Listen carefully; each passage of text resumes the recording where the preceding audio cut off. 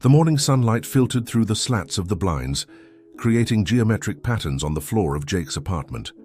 As on so many other mornings, he observed those beams of light dancing in the air, carrying dust particles that floated like tiny stars in a microscopic galaxy.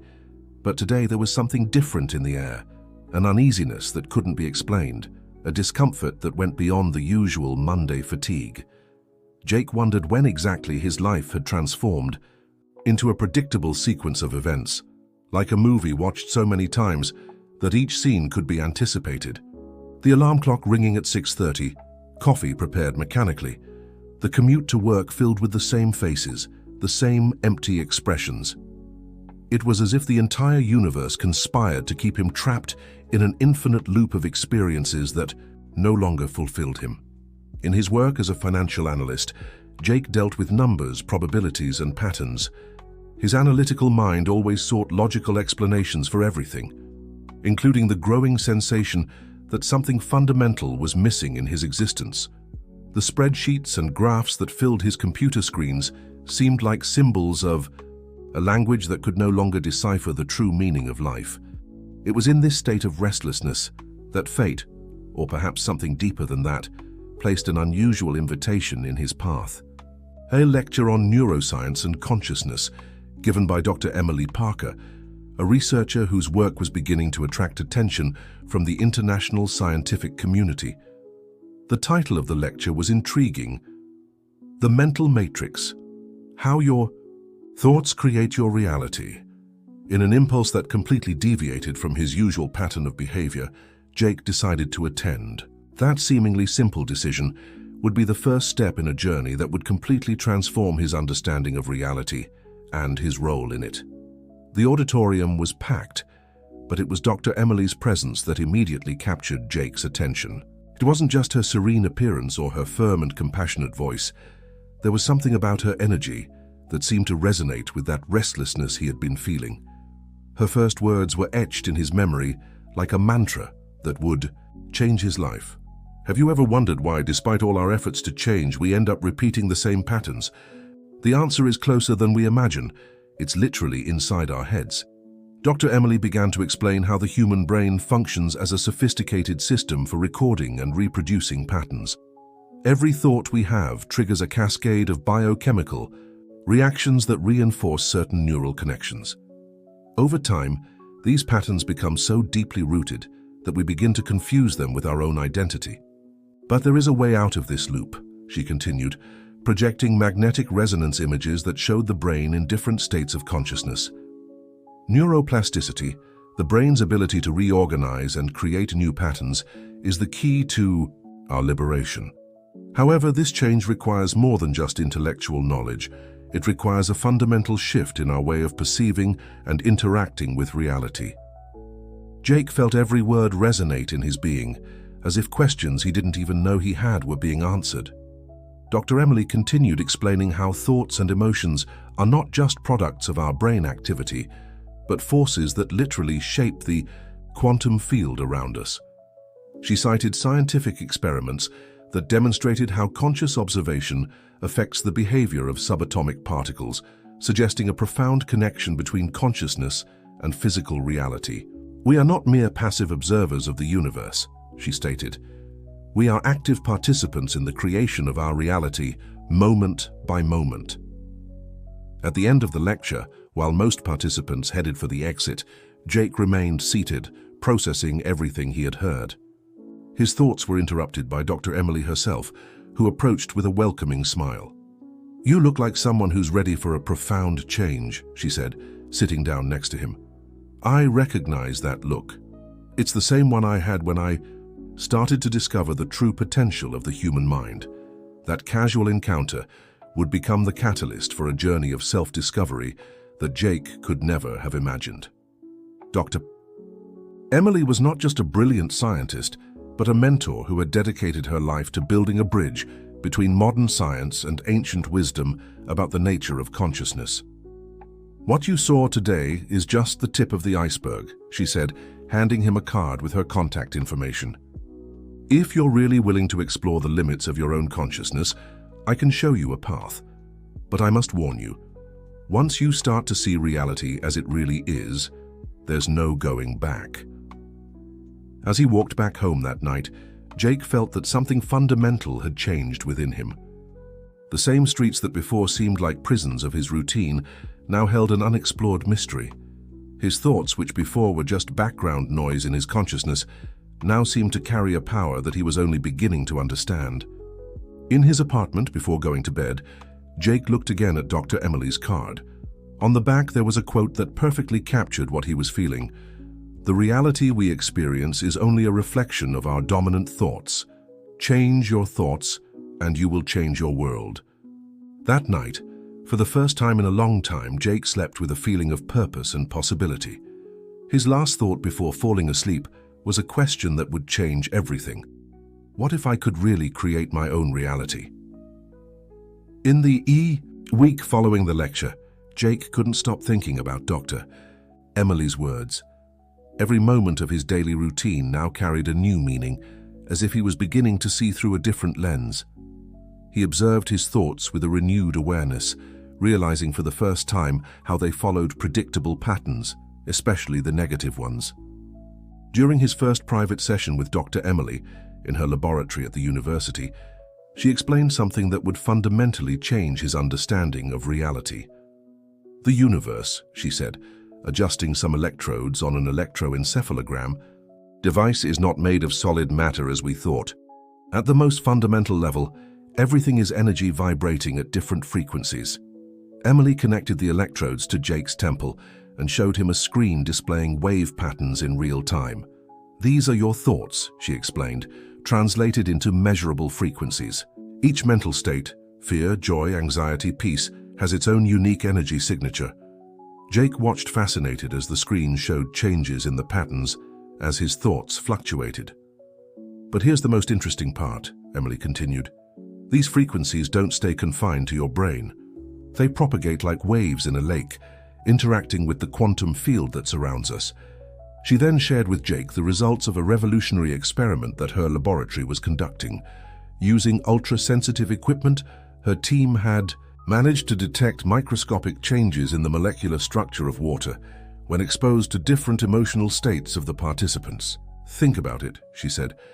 "If our thoughts can alter the molecular structure of water, imagine what they can do to our bodies, which are 70% water, or to the people around us, who are also mostly composed of water."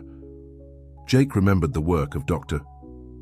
Masaru Emoto on the influence of thoughts on the formation of water crystals, something he had always considered pseudoscience. Now, sitting in that laboratory, seeing concrete scientific data, he began to realize that the line between science and what we consider mystical was much thinner than he had imagined. Emily then introduced a concept that would completely change the way Jake understood the manifestation of reality. Your thoughts are not just passive reflections of the external world, they are active forces that shape your experience of reality. Each thought you have is like a programmed instruction that you send to the quantum field. She explained how the brain doesn't distinguish between a real experience and a vividly imagined one.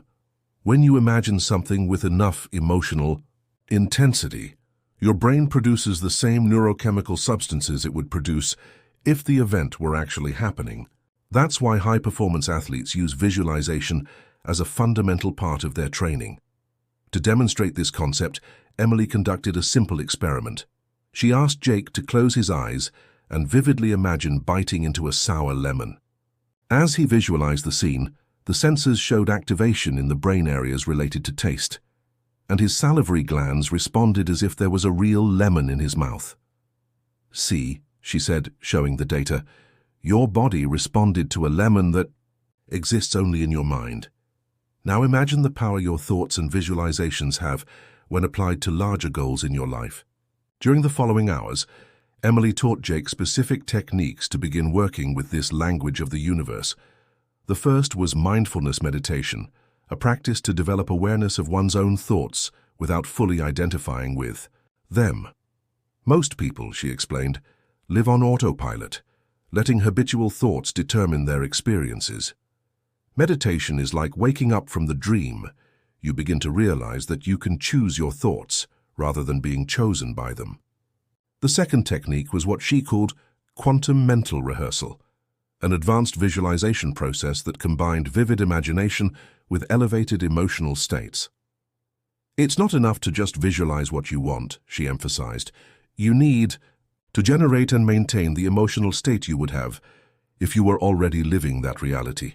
Jake learned that the key to this practice was achieving what Emily called heart coherence, a measurable state where brainwaves come into sync with the heart rhythm, creating a more powerful and coherent electromagnetic field.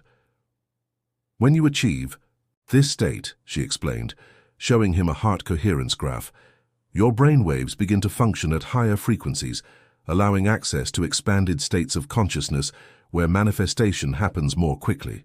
At the end of that first session, Jake felt like a scientist who had just discovered a new realm of reality, a realm where thoughts and emotions were not just subjective experiences, but tangible forces that could be measured, understood, and, more importantly, consciously directed. Before leaving, Emily gave him a specific task. For the next week, he should dedicate 20 minutes every morning to practicing quantum mental rehearsal, visualizing and, most importantly, feeling as if he were already living the reality he wanted to create. Remember, she said as Jake prepared to leave, the universe doesn't respond to our wishes or requests. It responds to our vibrational frequency. Become energetically what you want to manifest.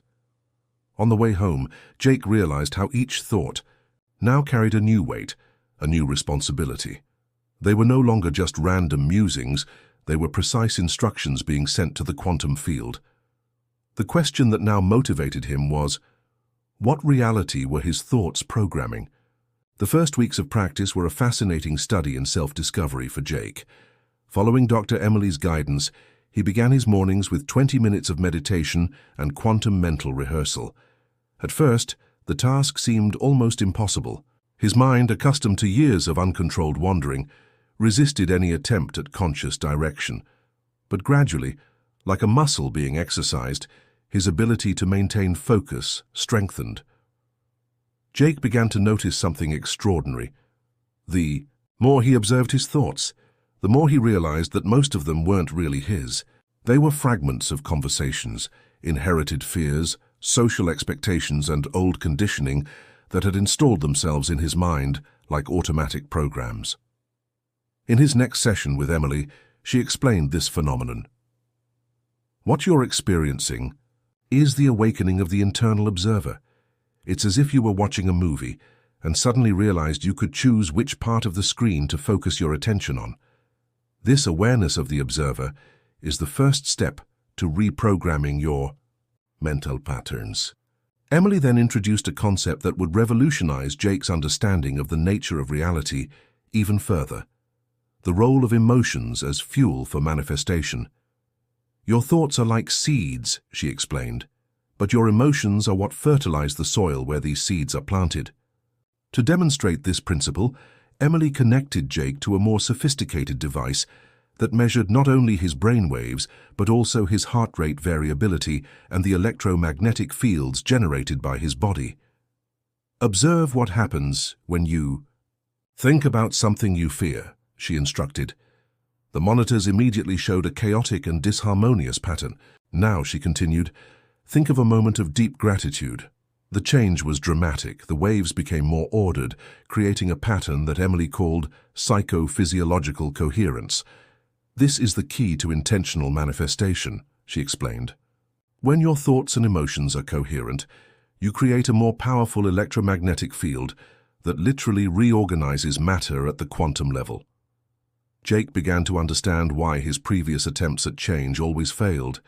He was trying to change his thoughts without altering his underlying emotional state.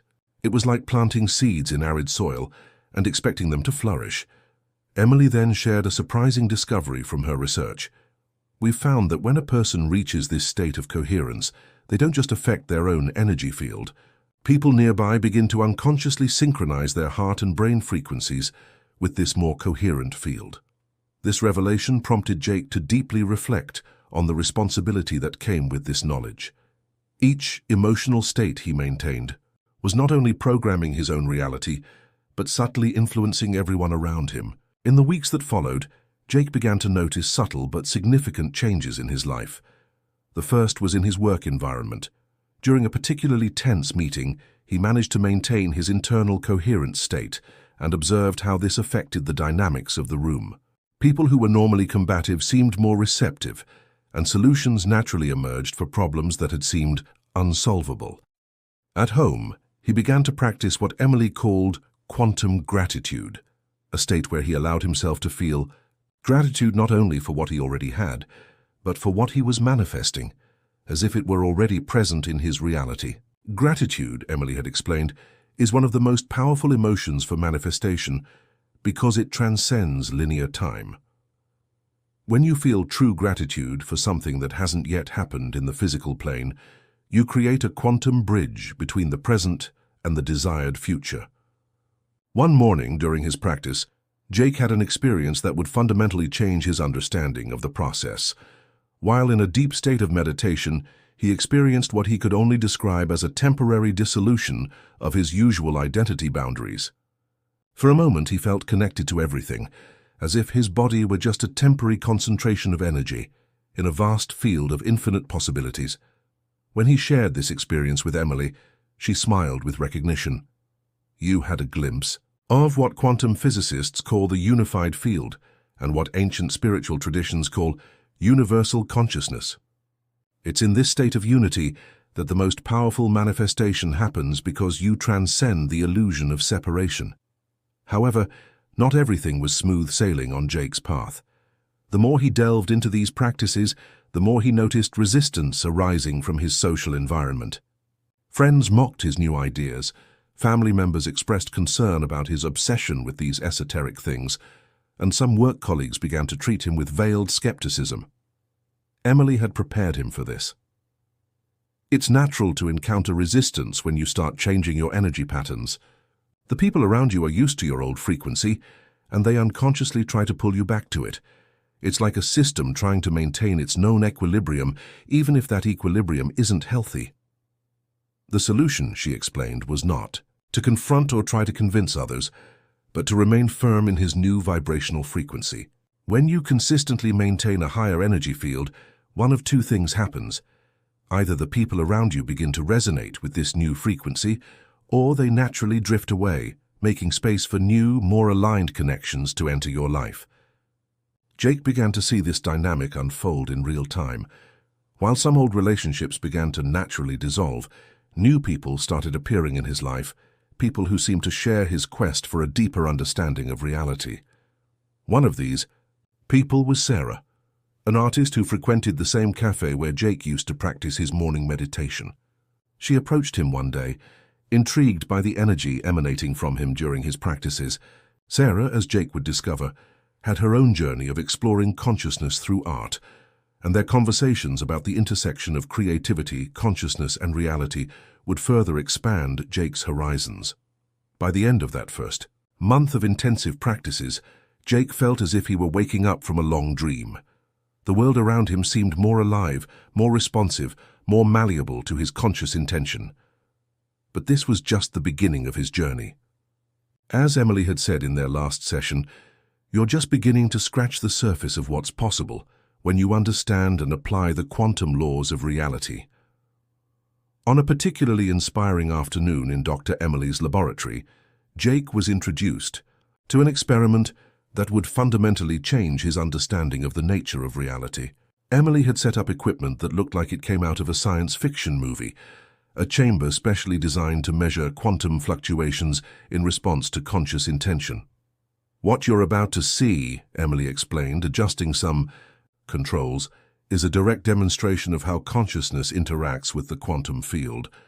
The experiment was a modified version of the famous double-slit experiment, but with an additional element: ultra-sensitive sensors that could detect the observer's influence on particle behavior. As Jake watched, Emily explained how subatomic particles exist in a state of superposition, existing simultaneously in multiple possibilities until they are observed. It's as if the universe were an infinite ocean of possibilities, and our consciousness is the factor that collapses these possibilities into specific realities. Sarah, whom Emily had invited to participate in the session due to her unique perspective as an artist, watched fascinated. "It's exactly like the creative process," she commented. "When I start a new canvas, there's an infinite field of possibilities. It's my intention that begins to give shape to the chaos." Emily smiled approvingly. "Exactly. Art is one of the best metaphors for understanding how quantum manifestation works. Just as an artist doesn't struggle with the canvas, but allows the image to emerge through them, conscious manifestation is more about allowing than forcing." Jake was invited to participate in the experiment. Emily connected him to sensors that measured his brain and heart activity, asking him to focus his attention on a specific pattern he would like the particles to form.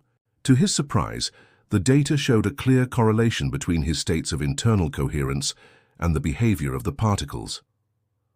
"What you're witnessing," Emily explained, "is just the tip of the iceberg.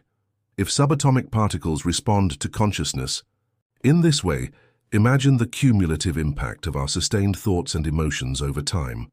Sarah, who had brought her sketchbook, began to draw diagrams that visually represented what was being discussed. Her drawings showed reality as an interconnected web of possibilities, with human consciousness as points of light influencing the patterns of this web. "What you two are helping me understand," said Ethan, observing Sarah's drawings, "is that we're not really manifesting anything new. We're just learning to consciously navigate through a field of possibilities that already exists." "Precisely," agreed Emily, "and that's why the emotional state is so crucial.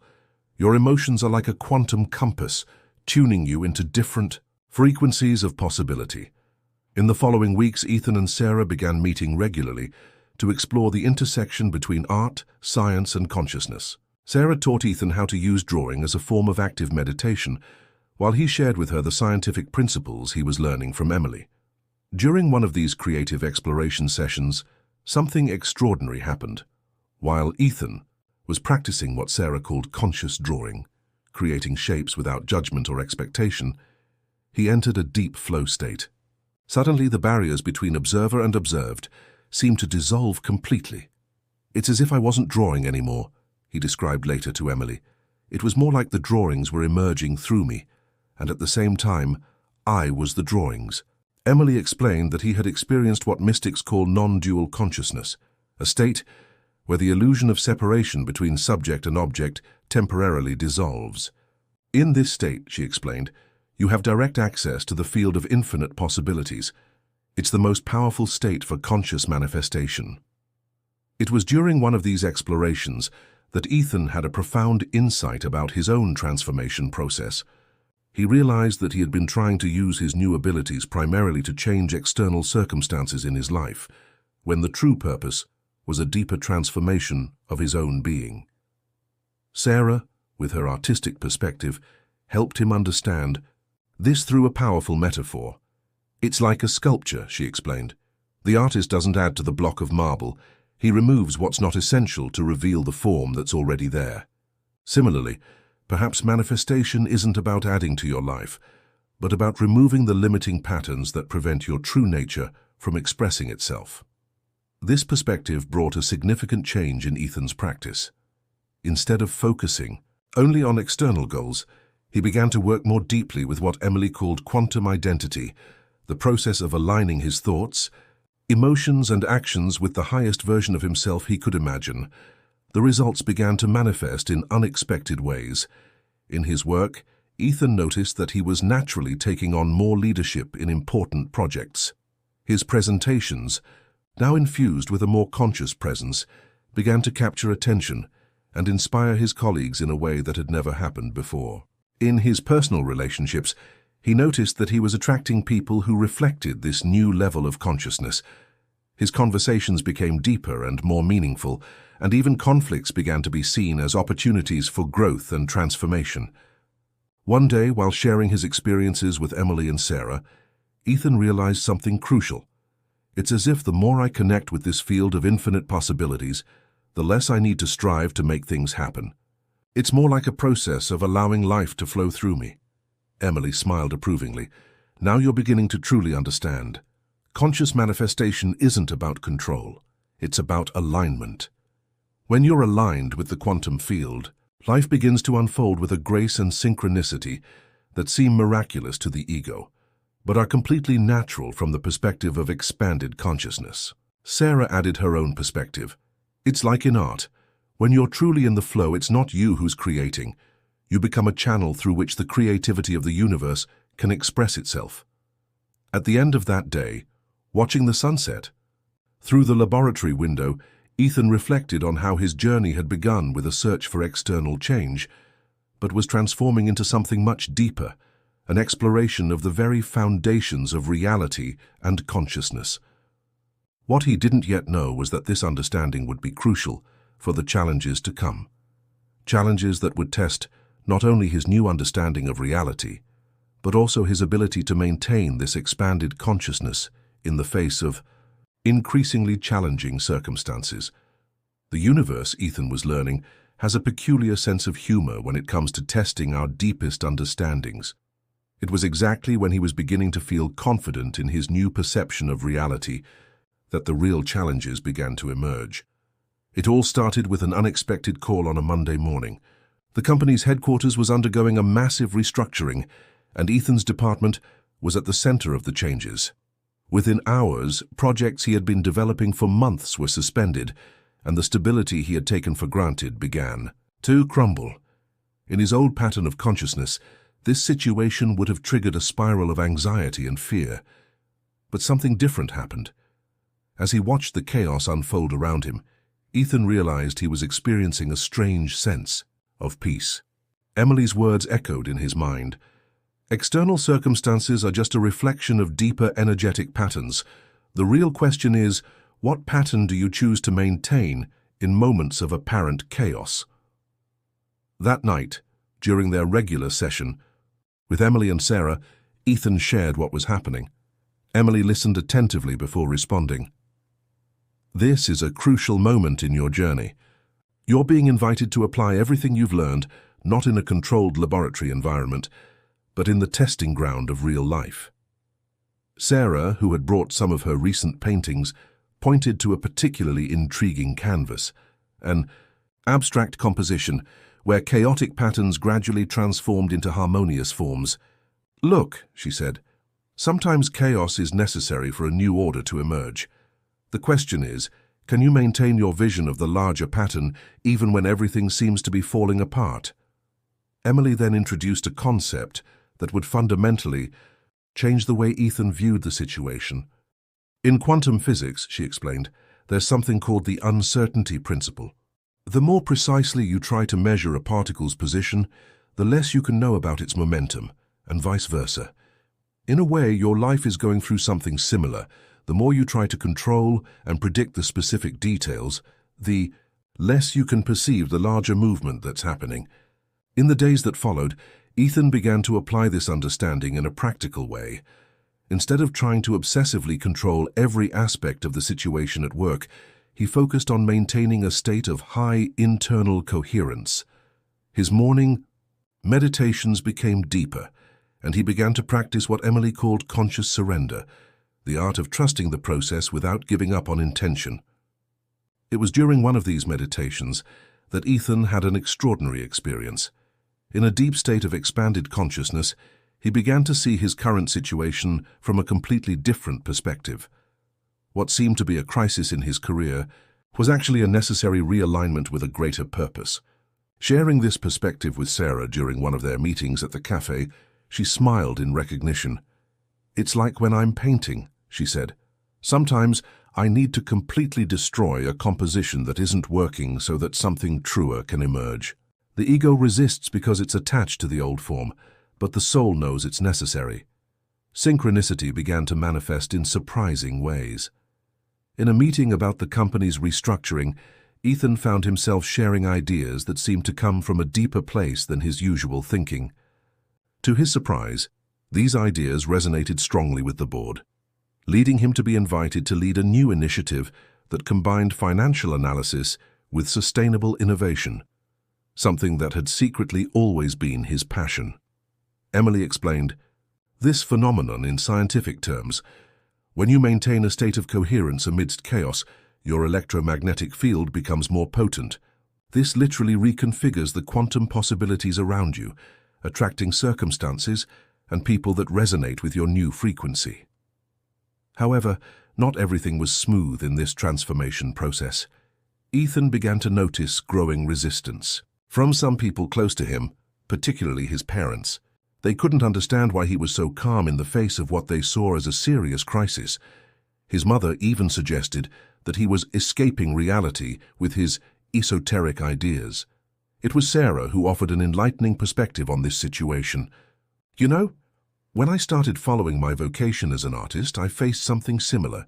The people who love us often resist our changes because it forces them to question their own choices and limiting beliefs." Emily complemented this perspective with a scientific explanation. There's a phenomenon called quantum entanglement, where particles that have been connected continue to influence each other even when separated by great distances. Our relationships work in a similar way. When you change your vibrational frequency, it creates a quantum tension in the systems to which you're entangled. The solution, Ethan discovered, wasn't in trying to convince others or return to his old patterns to please them. Instead, he learned to practice what Emily called quantum love, the ability to maintain a field of love and acceptance even when others are in resistance. This practice was tested to the maximum when his father, during a family dinner, directly confronted him about his irresponsible choices. Instead of reacting defensively, Ethan managed to maintain his state of internal coherence. He shared his vision calmly and clearly, not to convince, but to express his truth with love. The result was surprising.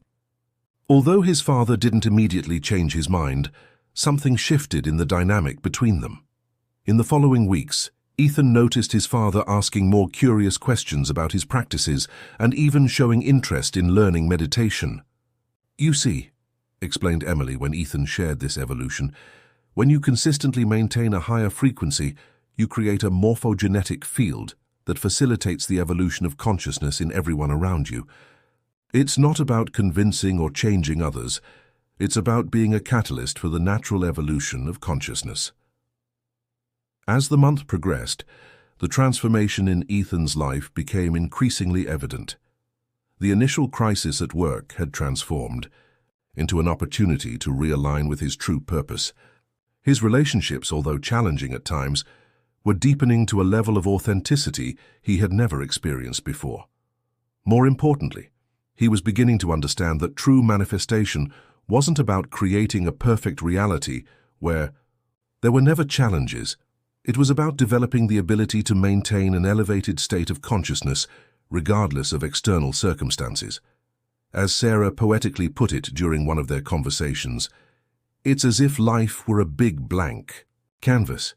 The challenges are just different colors and textures that are offered to us to create something beautiful. The question isn't about avoiding certain colors, but learning to use all of them in our personal masterpiece." On a particularly significant morning, Emily invited Ethan and Sarah to participate in a revolutionary experiment in her laboratory. The environment was different from usual. The lights were dimmer, and several new pieces of equipment had been installed, including an advanced three-dimensional brain imaging system. "What you're going to experience today," Emily began with a special gleam in her eye, "is something I've been developing for years. We've managed to create a technology that allows us to visualize in real time how individual consciousness interacts with the universal quantum field. The equipment consisted of ultra-sensitive sensors that could detect and map changes in the electromagnetic fields generated by the human brain and heart, combined with detectors of quantum fluctuations in the surrounding space. The information was processed by an advanced algorithm and displayed as a three-dimensional hologram. Think of it as a dance of infinity," explained Emily, adjusting some controls. "Each thought, each emotion you experience creates ripples in the quantum field, like stones thrown into a lake. But unlike waves in a lake, these ripples exist in multiple dimensions simultaneously." Ethan and Sarah were connected to the sensors, and the hologram began to take shape in the center of the room. It was an extraordinary sight, patterns of light dancing and intertwining, creating complex geometric shapes that constantly transformed. Observe how your individual fields interact, Emily guided. Each of you is generating your own unique pattern, but there's also a larger field that emerges from the interaction between you. It was then that Emily revealed the true purpose of the experiment. Now I want you to enter a deep meditative state, but maintain awareness of each other. Focus on the intention of manifesting something meaningful for both of you. As Ethan and Sarah delved into meditation, something extraordinary began to happen.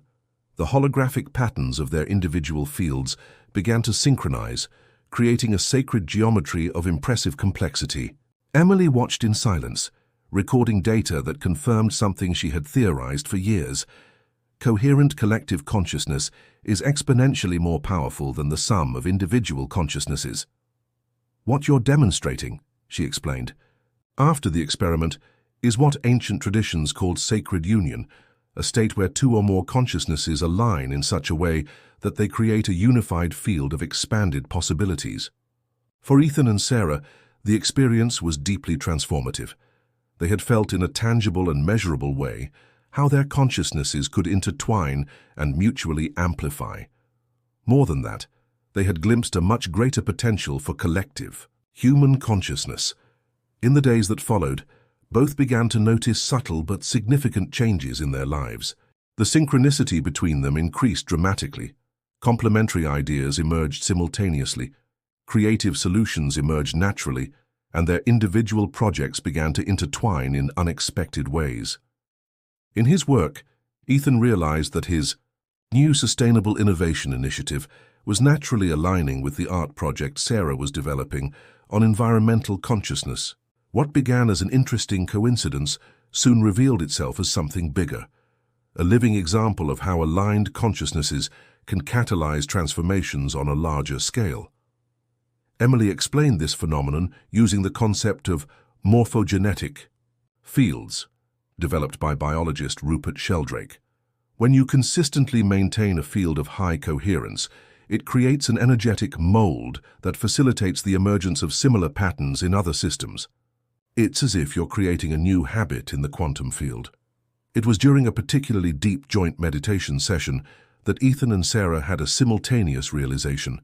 Their joint work wasn't just about personal transformation, but about creating a replicable model of conscious evolution that could be shared with others.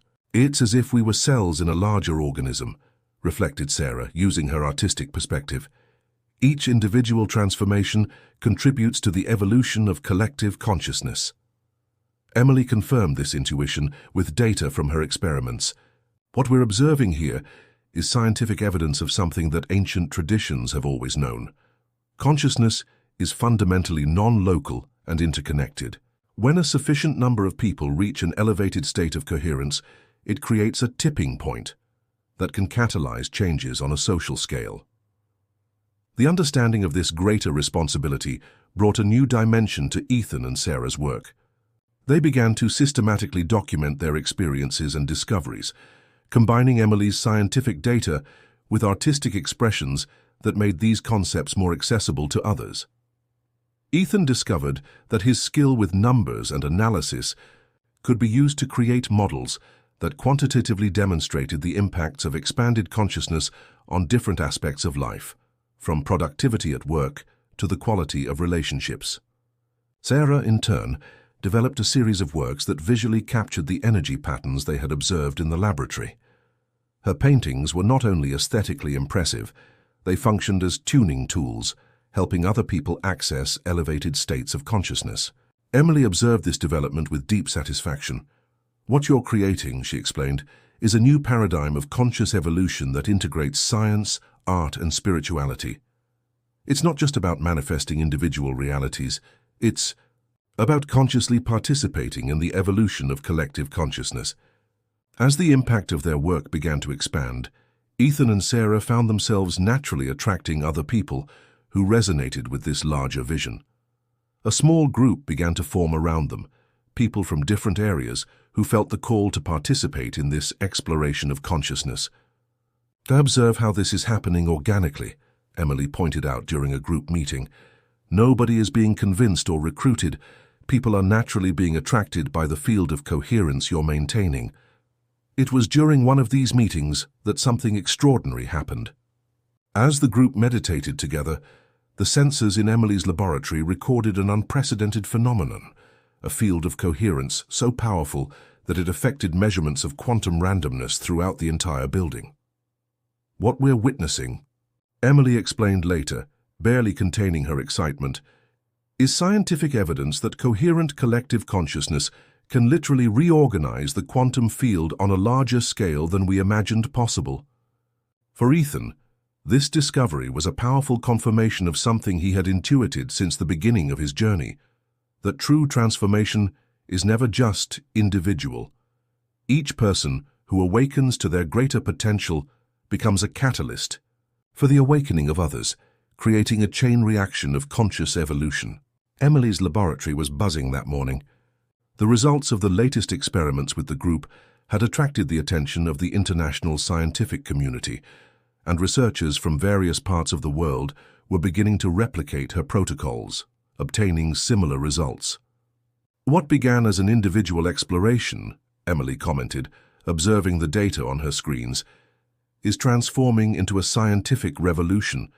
We're finally building a solid bridge between quantum physics and human consciousness. Ethan, who had just returned from a conference where he had presented the results of his sustainability initiative in the company, could feel the weight of the moment. The project he was leading had transformed into a case study on how quantum principles of consciousness could be applied to transform entire organizational cultures. It's fascinating, he reflected, sharing his observations with Sarah and Emily. When we started applying these principles in the corporate environment, it wasn't just about improving financial results. We were literally altering the morphogenetic field of the organization. Sarah, who had transformed an entire wing of the building into a studio laboratory where art and science merged, nodded in agreement. Her latest artistic installations incorporated sensors that allowed visitors to visualize in real time how their states of consciousness affected the environment around them.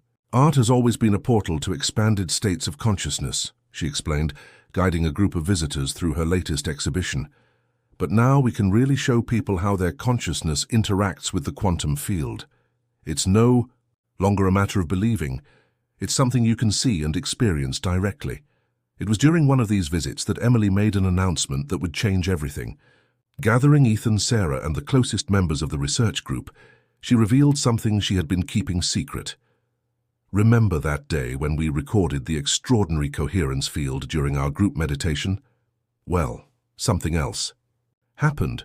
Our sensors captured what I can only describe as a quantum signature, an interference pattern suggesting that we are not alone in this exploration. Emily then showed a series of data she had collected over the past few months. The coherence patterns their group generated seemed to be in resonance with other similar fields around the world. It was as if there was an invisible network of consciousness beginning to awaken globally.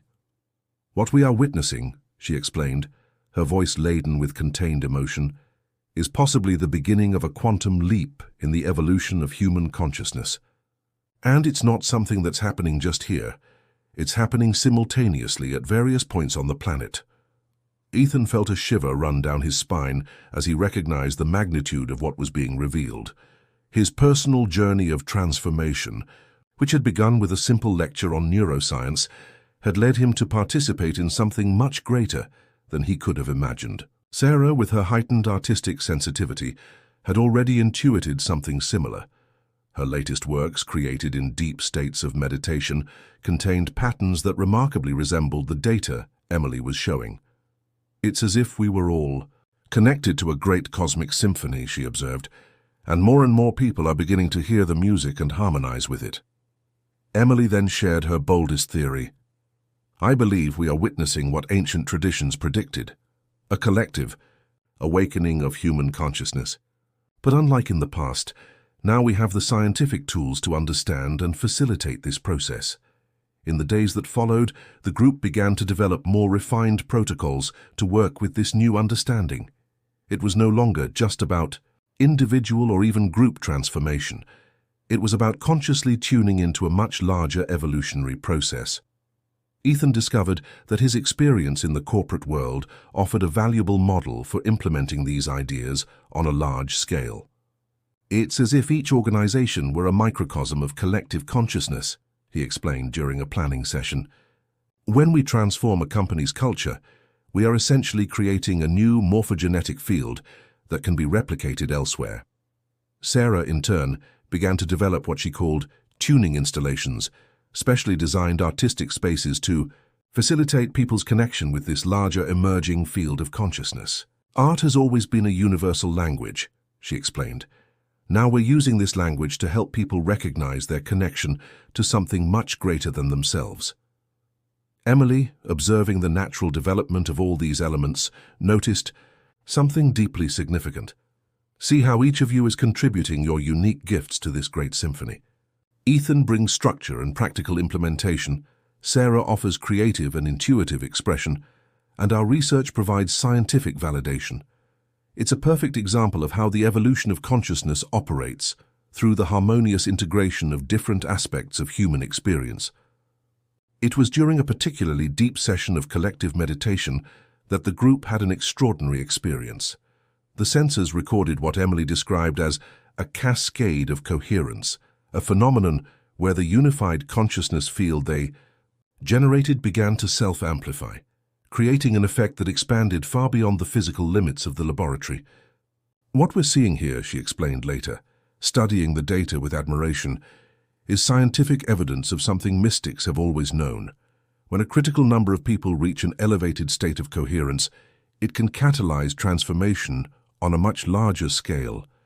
Ethan, reflecting on his journey up to that point, realized something crucial. "At first I thought I was just learning to manifest a better reality for myself.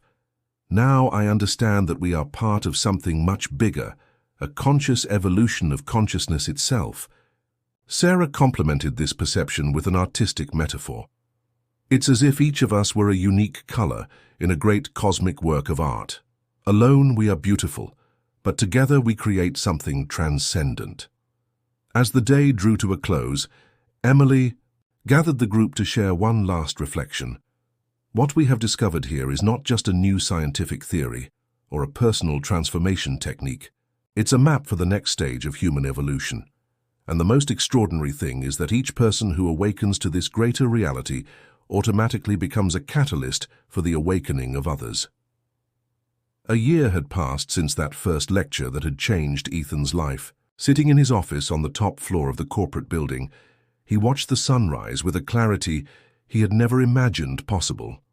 The glass walls showed not only the awakening city, they revealed a living field of infinite possibilities that he could now perceive as clearly as he saw the horizon. Dr. Emily's laboratory had transformed into an international research center on consciousness and quantum reality. Scientists, artists, and researchers from around the world converged on that space where science and spirituality not only coexisted but merged into a new understanding of reality. Sarah had transformed an old abandoned factory into a center for art and consciousness, where her interactive installations allowed ordinary people to directly experience the malleable nature of reality. "Art," she always said, "is the language through which the infinite converses with the finite." On that particular morning, the three gathered in the laboratory for a special session. Emily had developed a new version of her quantum imaging equipment, now capable of mapping consciousness fields on an unprecedented scale. "What you are about to see," she announced, activating the holograms, "is something extraordinary." The images that formed in the center of the room showed a complex network of light and energy, a visual representation of the planet's collective consciousness. "These brighter points," she explained, indicating concentrations of intense light, "are what we call coherence nodes, places where groups of people have reached elevated states of unified consciousness, and they are multiplying exponentially." Ethan observed in wonder how some of these points of light seemed to pulse in synchrony, even though they were separated by entire continents. "It's as if a new neural network were forming in the very consciousness of the planet," he reflected. Sarah, who had spent the last few months creating works that captured these elevated frequencies, nodded in recognition. It's exactly what my latest paintings have been showing, a web of light forming, connecting awakened consciousnesses around the world. Emily then revealed something even more surprising. Our data shows that when a sufficient number of people maintain an elevated state of coherence, it creates a cascade effect in collective consciousness.